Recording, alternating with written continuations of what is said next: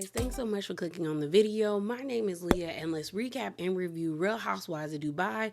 This is season 2, episode 11. And it was an okay episode, but let's get into sometimes before we get into the review, we get a little spicy. And so I just got a few tweets I want to talk to you about. So first up, let's do Nina. So I was actually excited to see Nina on this season, especially in this episode, because I don't know, I think Nina should come back. I understand she took a step away, but if they do get a season 3, I hope she comes back.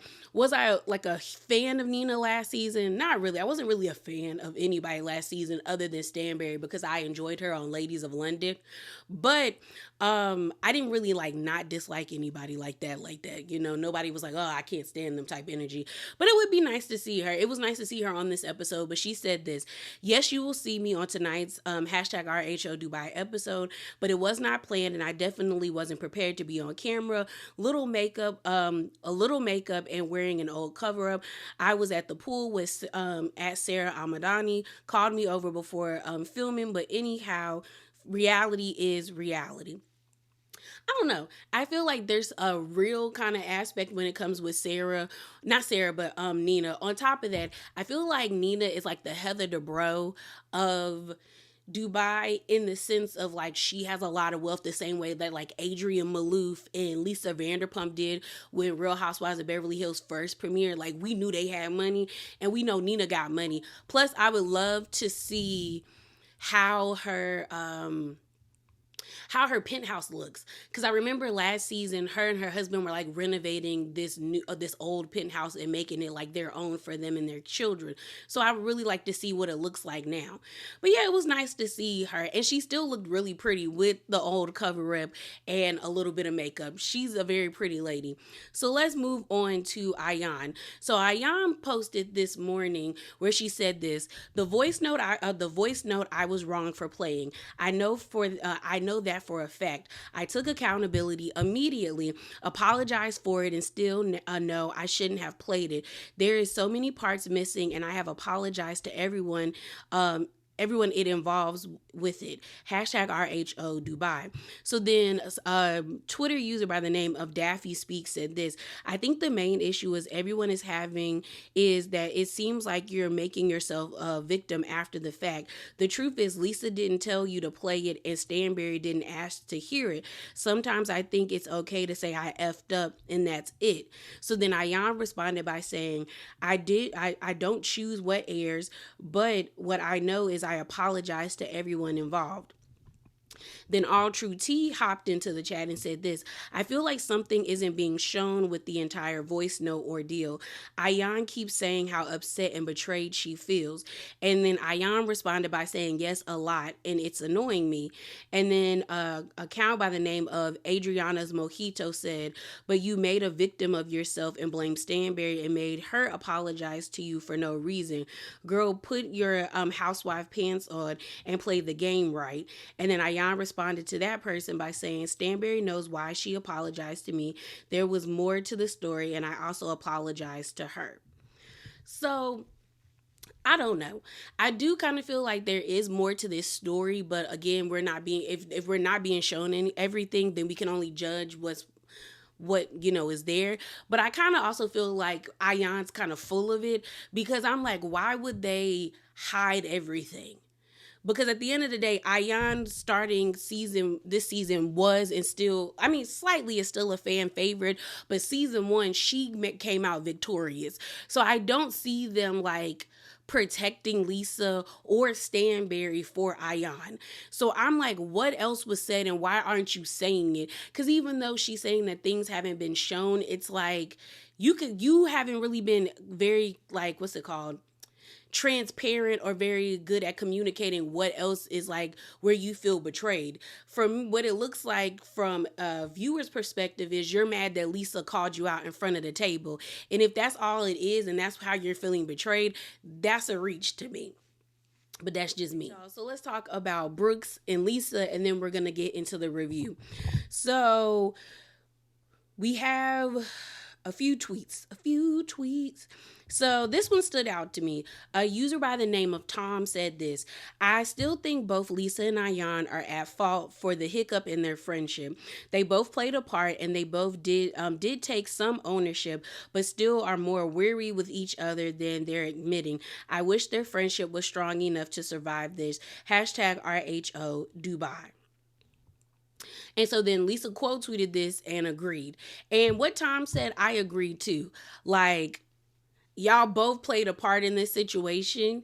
And at this point, it just shows that y'all's friendship wasn't as like strong as y'all thought it was. And it's interesting that Elisa was like, yeah, I agree. Then you have this one statement where another user was saying this. They said, didn't realize the escort dig affected Lisa that way. The comment from Stanberry pulled out of her ass, just baseless.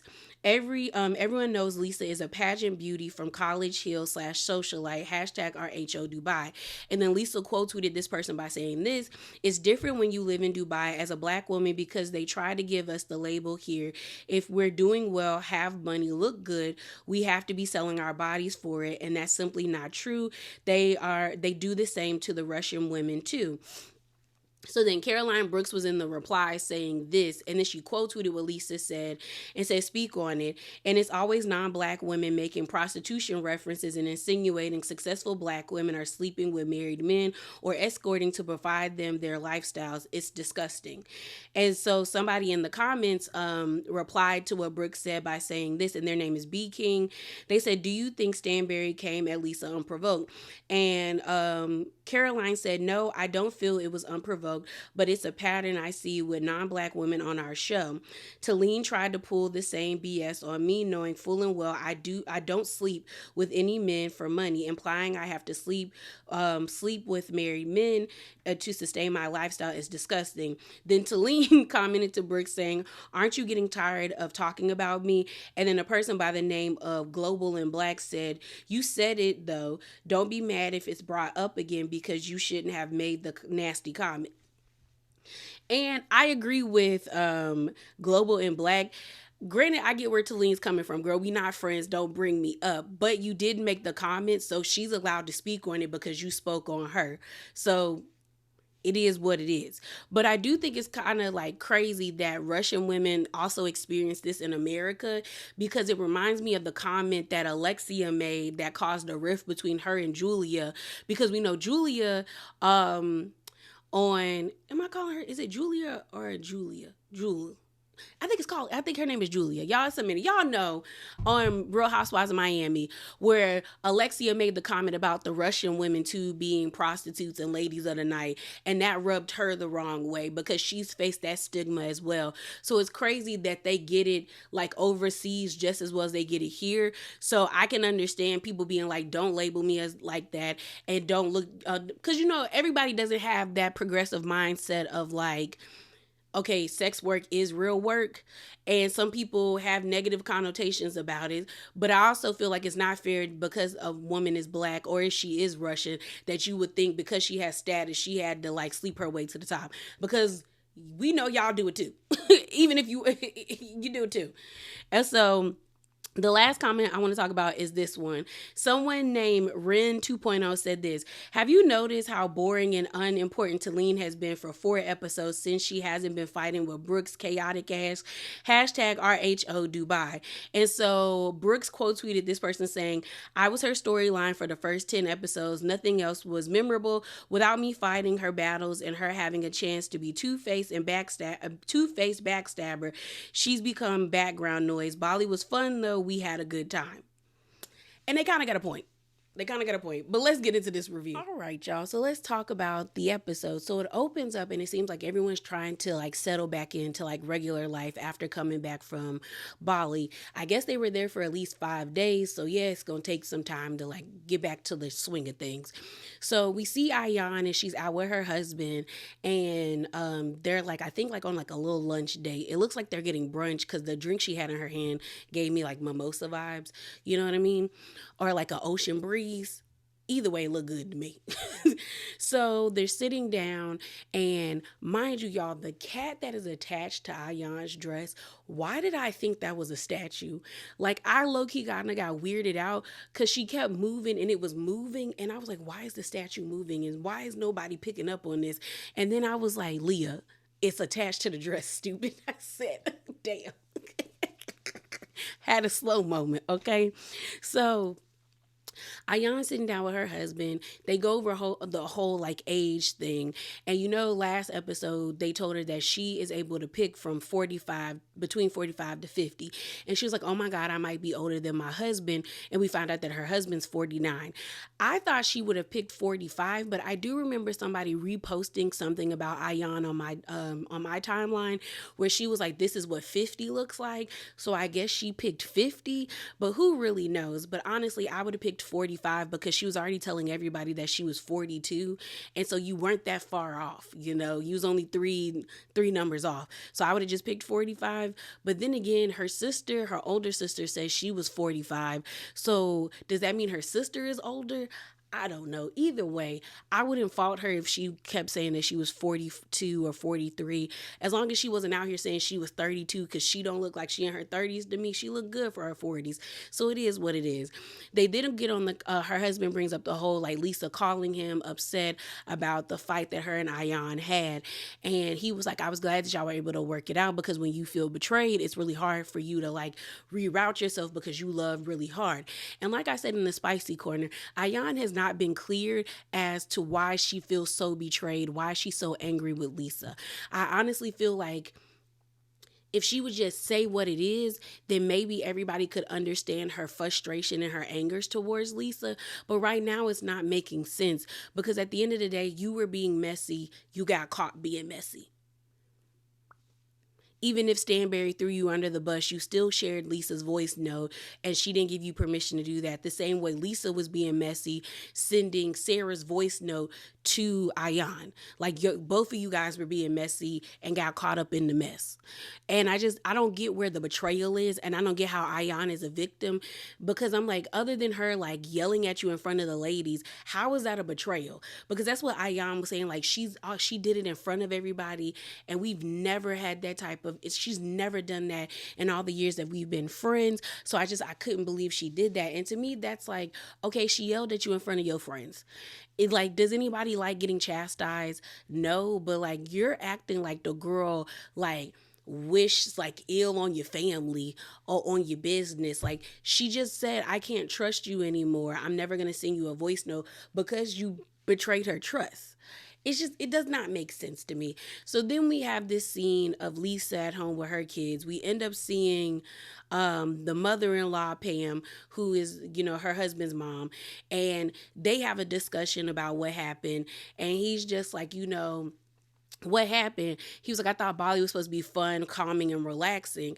And Lisa's like, it was, until that whole situation with me and Ayan and the whole voice note. And she brings up the whole like Ayan cussing her out in her bedroom and like slamming the door in her face. And Rich was like, well, you had to have done something for her to get that amped at you. And Lisa's like, no, other than me telling her I can't ever trust you again after she like shared the voice note. And then she was like, I also can't believe Stanberry threw Ayan under the bus. But then I'm also looking at Lisa like, the only reason why like Stanberry didn't throw Ayan under the bus. We found out last episode that they were all like Talene, Stanberry, and Ayan were basically like in cahoots to like bring the voice note to the table. So how did she throw her under the bus? Lisa just wants a reason not to like really be cool with Stanberry, because Stanberry is not her cup of tea. And I'm not saying she got to be cool with her, but like, own the fact that you're mad at your friend. Same way with Ayan. Ayan just need to own the fact that she's mad at Lisa because she feels like Lisa embarrassed her, and Lisa's mad at Ayan because she feels like Ayan betrayed her trust and embarrassed her as well. So then we find out through this conversation that Stanberry basically asked Lisa, could they meet up and have drinks together and like talk about their issues? And Lisa's like, yeah, I'm down to go, but I don't want it to be so she could validate her feelings of how she threw Ayan under the bus, because I'm not going to do that. You can also tell that Lisa is jealous by the relationship between Ayan and Stanberry, because she was like, Ayan needs to realize, like, I'm her only friend. And I'm like, girl, this not high school, girl. Like, people are allowed to have other friends. Now, granted, I understand you don't like Stanberry and you have valid reasons not to like her, especially when we get later down along the lines in the episode, and then when they show the flashback to the reunion and all the situation that happened with that. But it's also like, you can't stop people from being friends with other people. And if her being friends with Stanberry makes you fall back, that's just how it has to be. I've been in relationships with people that I've been friends with where I'm like, that's who you want to be friends with. And I've had to take a step back, and it benefited me in the long run because I knew that person was going to do them dirty, and they did them dirty. And it was just me sitting there like, yeah, and them asking me like, oh, is that the reason why you pulled away? Yeah, because I knew that lady was shiesty, you know? And I ain't about to get burned because you can't see. That's your problem. But I'm not going to keep hammering in your head that, like, she's not your friend. She's not your friend. You're a grown adult. You do what you want. Do what you want. So then the next thing we see is Stanberry and Sergio back at their place. And Stanberry was basically like, girl, it was like being at that sorority house. I'm just happy to be home with my man, my kids, you know, where I feel the most comfortable. And she also talks about in her confessional how, you know, most of the fights that her and Sergio were having was basically because they weren't at their own house. She was also upset that she wasn't able to see her kids because everybody wasn't underneath the same roof. And she was like, she just likes that everyone's all together. Sergio starts bringing up like, hey, what do you want to do for your birthday? Because her birthday is literally coming up. I thought her birthday happened in Bali, but no, they were just celebrating it with her in Bali. But they're like, no, girl, your birthday is legit coming up. So what you want to do? And we find out that Stanberry is not really somebody that likes surprises. Like, that's not her cup of tea. She is the type of person that, like, I want to know what's happening at all times because she's a control freak. But we do see the birthdays over the years. I think they started with like her 45th birthday all the way up until her 47th. And Sergio always does this huge presentation of like balloons and like flowers. And it's something that she really enjoys. But she also was like, I don't know. But he's like, well, then I guess we won't have a party. I'll just do something real nice and chill for you, okay?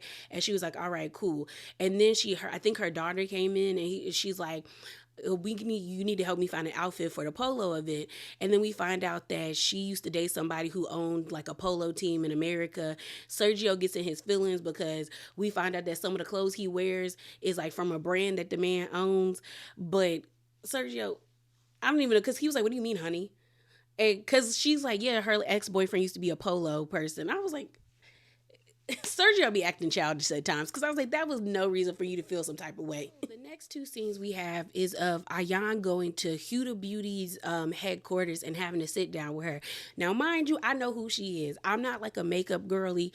Like, if we had to put levels on it, like level 1 through 5, like 5 is like the girls beat their face and it's perfection. I'm not that. I'm like a 2. Okay, I could put a little something on and do a little something. And I know, like, I have, like, you know, a Morphe palette, some Fenty Beauty stuff here or there, some really good brushes, some nice, you know, banana powder, you know. I got some things, okay, but I don't wear it all the time. But I do know, like, businesses and things of that stuff. So I thought it was really cool to see her in her headquarters and stuff like that. We find out that Ayan and her know each other because Huda used to do Ayan's makeup in the early days of Ayan's career. So they formed a friendship. They also talk about Ayan's son, and we see pictures of them, like, I guess, like doing some like community service project together. It was really cute. But Huda basically gave her some words of encouragement. Also told her, like, hey girl, I can link you with Sephora, because I think putting your stuff in stores will make your business do a lot better instead of like ordering things online, which is smart because Huda is in like Sephora, Ulta, like, and you can buy it online. It's available like damn near everywhere that makeup is sold. So I think that's a great idea. She also told her, like, hey, don't skip over like Italian manufacturers. They also do good work. And then she told Ayan, like, what about Sephora? Have you talked to Sephora? She was like, well, we not there yet. And Huda was like, girl, I can hook you up with them. That was them, the type of friends you need in business. People who are not afraid to like give out their resources and help. So I thought that was really great. And it's interesting because excuse me, I remember seeing her sister on Netflix show Bling Bling Dubai, and they do look very similar to each other. But it was just a nice vibe. I also like how Huda was telling Ayan, don't start to self sabotage where you doubt like having the success that you have and like, do you think you deserve it? And I think that's great because there's oftentimes when a lot of people reach certain heights, they start to like rag on themselves, feeling like, okay, should I be here? Do I deserve this? And stuff like that. So it is always important to like check in with yourself and not have imposter syndrome, but that's easier said than done because I feel like if you did it the right way, you worked hard, you helped those who are around you, and you still made it to where you needed to be, and maybe even higher than that, then enjoy your success. But if you was out here dogging people out, you don't deserve it. I'm just saying. But yeah, I love that Ayan, Brooks, and Lisa are using this platform correctly when it comes to their businesses. You got Lisa still pushing her Mina Row, trying to like diversify the brand and using this platform. You have Brooks creating the glass house and starting that business. Now you have Ayan with Ayan Beauty. Like, I'm genuinely proud of the three of them because they are using this platform, in my opinion, correctly. Like, it's not just them being on TV. It's like, okay, I'm trying to push this further. And I was expecting more of Stanberry because I watched Ladies of London and she had that business, that consulting firm and everything. But I also understand, like, now that she is where she's at in her life, it's time for at leisure. I'm trying to have the luxury lifestyle. I worked all my life for it. It's now time for me to enjoy it. So I don't fault her too much, but I am wondering if Talene gets to be here for season 3, is she going to push her businesses farther with the whole workout situation? And we know Sarah's doing her stuff like that. But I'm just really proud of those three ladies because I get irritated when the girls don't use their platform, like Sheree, like Ashley. I still don't get how Ashley did not get a Corona like endorsement deal. Like, I wasn't really watching Love Island, but my sister has, so she been keeping me abreast about everything. But the fact that Cordell got a Cheez-It endorsement, girl, why? Like, and he was only on there for that season. He's not coming back for another season. You've been on Real Housewives of Potomac for almost 9 seasons. Why don't you have an endorsement with Corona? Every time we see you on that show, you got that bottle in hand with a lime in it, pushing it down. I just don't get it. I don't get it. So I'm really happy for her. I'm happy for Ayan. So then we get this scene with Sarah, Nina, Saba, and Sarah's son. So pretty much Sarah had invited Nina over to talk to her about this situation with Sarah's nanny. And Saba's like, you ain't tell her yet? And Nina's like, tell me what? Like, why am I here? Like, girl, give me the gossip, give me the tea. So basically, Sarah ends up saying for the past 6 months, her nanny has been moving real funny, acting real funny. She said, I found out that she's been like blocking the cameras and letting over random men to my house. And then she's been taking pictures of her son, Maktoum, and then sending pictures to these men. And the men have been like, oh, he's cute, he's handsome, he has nice hair. Like, who picks him up? When does he come home? Like, it sounded like they was about to traffic that poor baby. That's what it sounded like. But I don't know, this story is kind of funny too because I'm like, you didn't notice in the past 6 months like she been blocking cameras and turning them off? Because I know the way the cameras are set up at my home, I check the cameras. I check them cameras like almost daily. So I'm just kind of surprised Sarah didn't catch that in 6 months. And the way she found out that the lady was taking pictures of her son is that she went into the lady's phone on WhatsApp and found like the correspondence that she was having with these random men. And so the little boy is sitting there. He's telling them like, yeah, we went to the police like 3 times. Nina is like, oh my gosh, like, baby, like, oh my, like this is crazy. Saba's like, yeah, girl. And Nina's just like, knock on wood, I'm just so happy that y'all are okay. The little boy is like traumatized. She's telling them the story. They're looking crazy and frantic. We find out that he doesn't even feel comfortable going to the bathroom by himself. Like, he's staying up basically all hours of the night, and just, it's not a great thing. We also find out when Sarah kicked the lady out, that the ladies like stole was like her mom's jewelry, like her golden rings and her necklaces.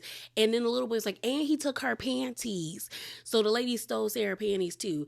And I'm gonna be honest, and people might not like what I'm about to say. I don't like the way that Sarah does not have like clear boundaries with her child. Now I understand the little boy had to give a statement, because Sarah even says in the confessional the police were asking like, did the guys ever like harm you? Have you seen these men? Did they touch you? Like are asking these questions because they're important questions. But I feel like this conversation wasn't a conversation he needed to be a part of. Like, you're already telling me he's traumatized. Why re-traumatize him again with your franticness, Nina's franticness, and Seba's like face of like shock and horror? Because this is a scary situation. Like, now it's time for you to be protecting your child, maybe like having him in the other room watching a movie. And I get it, he doesn't want to leave your side, but I also feel like there was a way to have this conversation without making it so like, I don't want to call it like salacious, because it is a serious situation. Like, human trafficking is serious, but it's just like, I just feel like he's always involved in adult conversations. And I saw a lot of people, because I made a statement like this, tweeted it out on Twitter, and a few people who are Arab was like, that's just how Arab families are. And I understand that. I'm not Arab, so I don't get it, but I just feel like sometimes you just got to let a child be a child, and sometimes a child does need to be in a child's place, which means not being a part of adult conversations. And I don't feel like it was in his best interest to have him be a part of this conversation.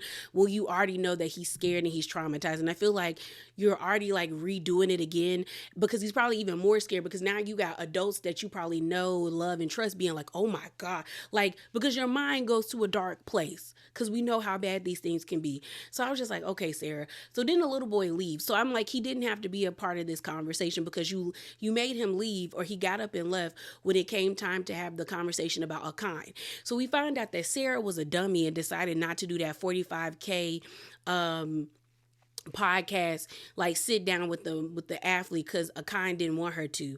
So then we find out that Akine also had like a photo shoot where he was going to be shirtless and all of this stuff, and the deal was like 4K or 3K. She asked him not to do it, and he was like, I'm not doing that. And I'm like, you're a dummy for not doing a 45K job that was only going to be an hour long. What's not clicking for you, Sarah? So then Nina grabbed Sarah's hand and she said, girl, I don't see a ring on your hand. So why, like, so he can't control you. He shouldn't have the ability to control you. Then Saba is like, oh my God, he really went through the job. I thought you told me he didn't. She was like, I thought he wasn't going to do it, but he did it anyway. So then Sarah's like, I want to give him another chance because I want to see if it's going to work out. Girl, it's giving desperate tease.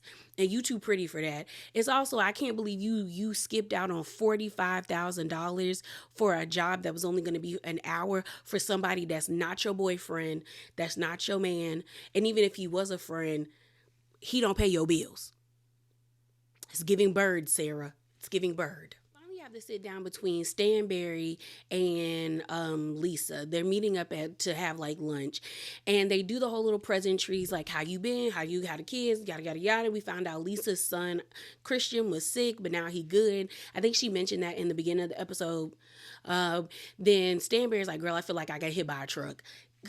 Stanberry body don't do good with cheap liquor, so she's just happy to be back. So then they get into their issues. So Stanberry basically tells Lisa, I had like a really good time with you and Ayan, and it hurt my feelings that like you stopped talking to me while we was on the trip. And so Lisa basically is like, girl, when I said I wanted to move forward with you, I meant that. But after the whole situation, the voice note situation, and seeing you throw Ayan under the bus, it kind of made me pull back. And mind you, I feel like she didn't throw Ayan under the bus, especially after we got the flashback on last episode of basically Talene and Stanberry and Ayan saying that they was going to play it. So you didn't get thrown under the bus. Like, you just wasn't prepared that she was going to do it right then and there, but you were prepared to actually play the voice note. And also, you didn't have to play it. Like, there was no need for you to like somebody said, you played that voice note because you wanted to seem cool to Stanberry and Talene, when you didn't really have to do that, in my opinion. So honestly, all Ayan had to say is like, girl, I don't think the vibe between Sarah and Brooks is that strong the way they lead on. But you didn't have to play the voice note for them.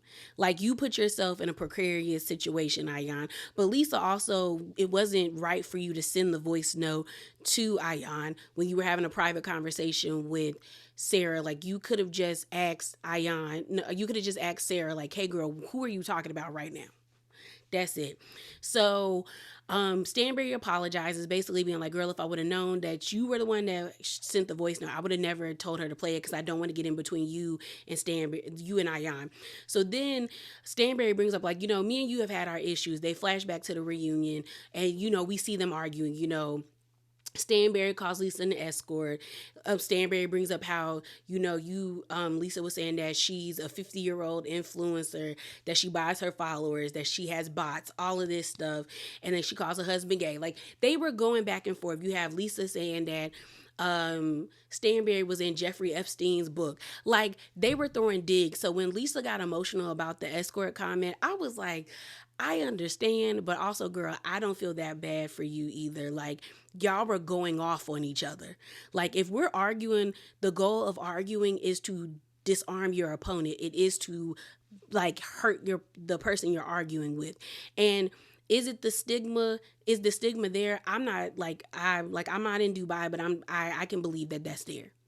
I could believe that that's how they view black women, especially successful black women. So I understand her saying, like, after you said that, like, I was scared to take my kids to school because I didn't want people to look at me funny because you know how strict Dubai is. And once they deem you to be like, no, she said strict and conservative, but once they see you as something out of that, then you are considered like a social pariah. And I didn't want that to affect my child. So I've stopped taking him to school. And I'm like, I get it, Lisa. I do. But also, you were fighting. So you should have just came back harder. Like, you should have just came back harder, ma'am. And I'm just kind of like, you can't fight with somebody verbally and then dictate how they speak to you back later. And like, was the comment nasty? Yeah, but the comment about Jeffrey was nasty too.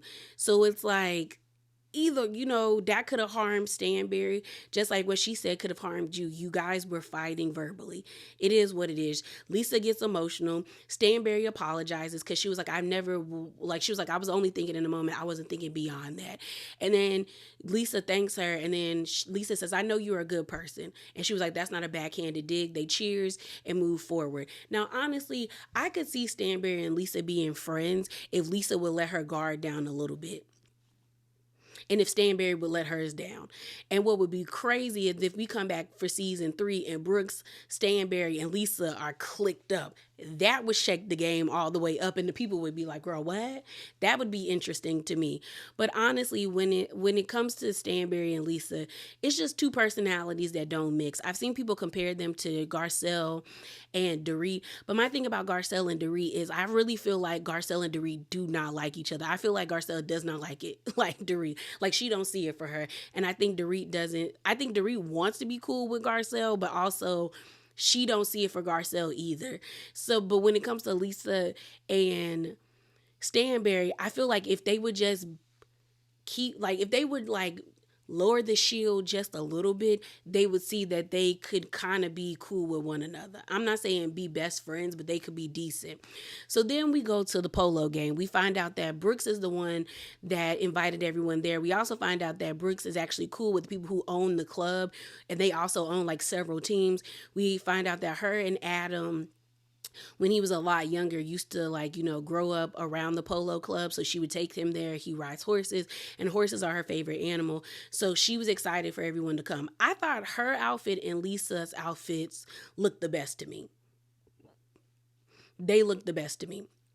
Now, when it comes to everybody else's outfit, I like Talene's, but I feel like something was missing. Like, it gave more like beach attire than like going to like the country club to watch the boys play polo. When it came to Seba's outfit gave me more like Kentucky Derby, and I've been to the Kentucky Derbies, so like she would have fit in great with that.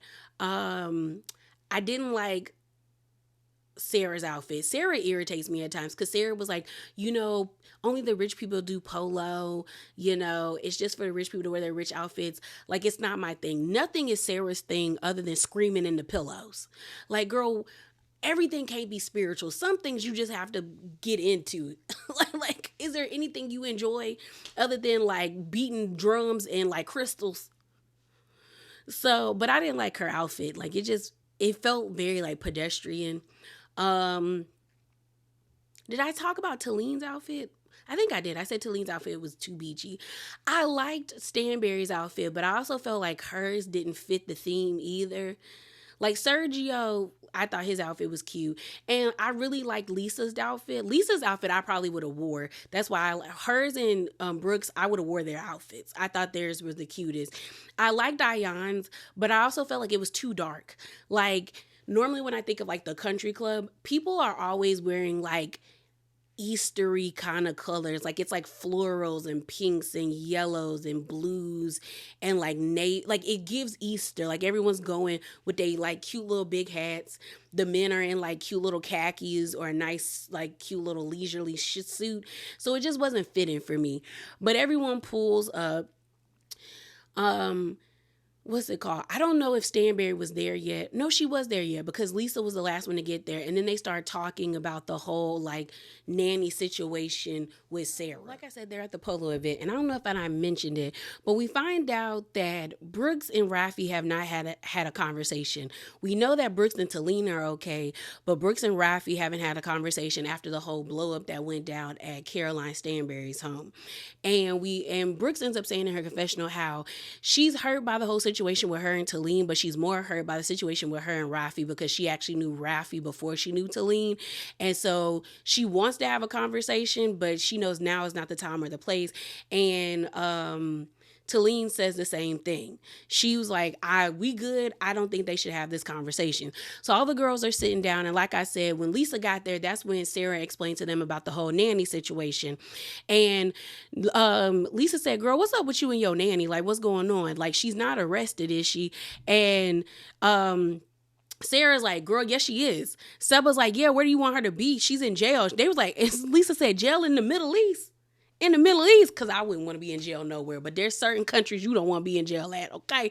And that's the Middle East, and I watch hardest jails to be in Russia, and there's this one jail, it's in one of the Spanish-speaking countries that is like a city of its own. No, thank you. No, thank you. I'm a follow the law because I can't do jail. And so she explains to them the same thing that she explained to Seba and Nina, like how they were sending pictures, talking about how cute her son is. You got Brooks going like, ugh. And Talina's like, oh my God, like, oh my gosh. And so next thing you know, Lisa says in her confessional how scared like she is and how much she wishes her mom would be over here because honestly, our nannies are the way that we survive over here as expats. So she was just like, yeah, that's crazy. So then we have the situation where, after the horses go, they do pawn the divots. And that's basically where the horses kick up the dirt from like running across the field. You're supposed to go and like pat down the dirt and stuff like that. They also over there, they call it like digging for gold, but like I've been invited to like a polo event and they were telling me they call it pawning the divots. So I don't know. Maybe they were talking about something else, but I thought they were talking about pawning the divots. So as they're doing it, everyone's laughing. Some people don't want to do it because they got on their good shoes and it's muddy out there and they're just like, ugh. But they're doing it and having a good time. When they go back to sit down, we see Ayan and Stanberry have a conversation again. And Stanberry is telling Ayan how she met up with Lisa and how she told Lisa, like, you'd had nothing to do with the whole voice note thing. It was all me, and had I known you were a part of it, I wouldn't have told you this, blah, blah, blah, blah. And Ayan is like, you really did me dirty. Like, you betrayed me. And I don't know how Stanberry betrayed Ayan when we have a flashback of you sitting with Talene And Stanberry last episode pretty much laughing about how y'all was gonna bring this up when y'all went to Bali. Ayan's not making sense for me, and she clicking all the way down, and it's irritating me because although she wasn't like a fan favorite for me, but I know she was for a lot of people, I still somewhat enjoyed her. Now I'm just getting irritated because I don't like when people do other people dirty and then all of a sudden you the victim. How you the victim? So, Stanberry apologizes again. Ayan looked really beautiful. The way the sun was hitting her face while she was talking with that big hat on, she looked pretty to me. But she was just like, you really hurt me, but I think we good now. But then Ayan is in her confessional talking about, I guess I'm really mad at Lisa and not Stanberry, and I really need to dive into why I feel this way. And I'm like, what are you mad at her for? Are you mad that she yelled at you and you got embarrassed? I'm confused. Then Stanberry is in her confessional pretty much being like, honestly, it's crazy how I'm the only one apologizing, but they're both children. Like, as long as they got one person to blame and it's me, maybe they can mend their relationship, but I don't want to be in the middle no more. Pretty much. That's pretty much what it was. And so we end up everyone ends up having a good time. They start judging each other's outfits, and then everyone said no. Brooks picks Lisa because this is Brooks' event, and I would have wore Lisa's outfit like I said before. We do have this weird scene where Rafi and Michael pretty much saying that Sergio is a simp and he's like pussy whipped because Stanberry is like, Sergio, we want champagne, and then you have Rafi being like, well, they have like waiters for that, but the bucket is like right there. So Sergio, because that makes the most sense. Why you gonna call the waiter to come over there when the bucket is right there and you're right there? So he just gets up, put the bucket on the table, and he sits back down. Then while everyone's eating, you got Rafi being like, ooh, I'm eating oysters. Talene, be ready. And she's like, he don't know how to act in public. Don't be nasty with me like that in public, especially not on TV. Now, if we was sitting down at dinner and you was talking about the aphrodisiacness of oysters with me and it's me and you, okay. But don't be being nasty in front of my friends. Act like you got some sense and some couth. So they all had a good time at the polo event. And our last scene is with Sergio and Stanberry. It's Stanberry's birthday. They're actually like on a yacht. They got a cute little charcuterie board on the table. And then they got this like, whoever made this cake, I didn't like it. And I'm saying this as someone who used to watch Cake Boss, Cupcake Warrior. Was it Cupcake Wars? I think it was Cupcake Wars. Like, I like me a good like cake show competition. That cake was very much like irregular, and it was a lot of like jagged edges and a lot of like withered fondant. Do better. But it's like the cake is in the shape of their home, and like Stanberry is like, oh my gosh, like she was really like happy to see the cake. It had like all their like moments, like their way, their house, their photos, pictures of them with the kids. It was really cute. And so we also find out that Sergio gifted her an Hermes bag. Now, a lot of people online was like, was that with Sergio's money or with Caroline's money? But I guess at this point, her money is his money and his money is her money if they married, I guess. But it was a cute little white bag. She was happy. We actually see like, all like I said, all throughout Caroline's birthdays, like all these huge displays of what Sergio has done for her. And it made me realize why Caroline keeps Sergio around and why she married him. Because I would think with her husband always being gone, he probably did not make her or the kids a priority, and it seems like Sergio makes it his mission to make her a priority and to make Caroline feel special. Like he gives very like romantic, lovey-dovey type of guy, doing all these huge displays of affection. And maybe Caroline, as much as he says she doesn't like it, maybe she genuinely does like that somebody is all about her. And then you think about how her parents shipped her off as a child at like 6 years old to boarding school, and she probably has spent her birthdays, especially if her birthday is during like the school year at school, not having huge displays for her birthday, that she probably does appreciate when he does these things like this. So it was a cute little moment. She talks about how blessed they are to be able to do these things because they don't have little kids running around. Like they have kids that are pretty much like, they're not adults, but you know, her oldest daughter, Yasmin, is like maybe 18 or 19 years old. And then her twins are like 12 or maybe 13. So they're like old enough where they don't have to constantly supervise them. They can watch themselves. And like if you built that trust, they're good. And so while they're on the boat, Caroline is just reminiscing about her life. You know, 50 is almost there. And the doctor, remember, told her in order for her to have a baby, it would be most recommended for her to have a baby before she turned 50. And she's turning, I think, 48 now in this episode. And so Sergio was like, we have responsibilities. Basically like, girl, I want to have a baby. But we find out that she really don't want to have no kid. She really doesn't want to have a kid. Sergio is like reminiscing about like, when Caroline died, all I got is the baby. And when my family go, all I have is me and my child. And he ends up saying like, if I don't have a kid, then what am I? And I'm like, you never really hear guys talk like that. It's normally women, but it's interesting to see like a man's biological clock ticking compared to a woman's biological clock ticking. And Sergio's is ticking away. But I'm also like, well, Sergio, if this was really a huge priority for you, then why didn't you have this serious conversation? Like, I get y'all got married and the pandemic sped everything up, but still you should have had like a very serious conversation about wanting to have kids. And I don't think Caroline is wrong for not wanting children, but I also feel like Sergio's not wrong for wanting to have kids too. But it's like, then y'all never should have got married. It should have never happened. So then she told Sergio, like, do you really, like, is that a deal breaker if we don't have kids? And he didn't say it wasn't a deal breaker, but he was like, I really want kids. And she was like, well, I guess I'm going to have to start taking this very seriously, because I guess Sergio kept saying he wanted to have kids, but she was kind of treating it like it wasn't that big of a deal. But he's like, no, I want babies.